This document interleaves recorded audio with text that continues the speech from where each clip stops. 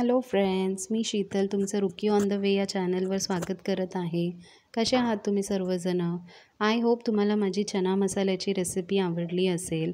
तर अशीच आज एक नवीन रेसिपी तुमच्यासोबत घेऊन आलेली आहे मी, बीन्सची भाजी.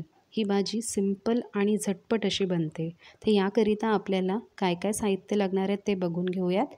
आपल्याला इथे लागणार आहे अर्धा किलो बीन्स, जी मी स्वच्छ अशी धुवून घेतलेली आहे आणि बारीक कापून घेतली आहे.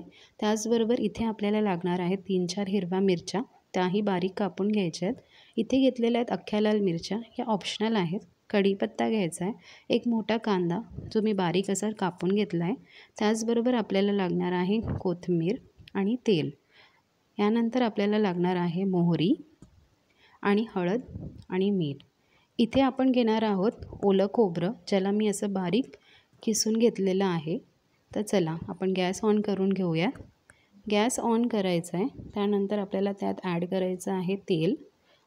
तेल असं छान गरम झाल्यानंतर आपल्याला ॲड करून घ्यायची आहे मोहरी. 2 चमचे मोहरी इथे मी ॲड केलेली आहे. मोहरी छान अशी तडतडली की त्यामध्ये ॲड करायचा आहे कढीपत्ता आणि नंतर आपल्याला टाकून घ्यायच्यात अख्ख्या लाल मिरच्या. या दोघांनाही आपण छान असं परतवून घेऊयात. त्यानंतर आपण टाकून घेऊयात हिरव्या मिरच्या. परत एकदा याला छान असं मिक्स करून घेऊयात.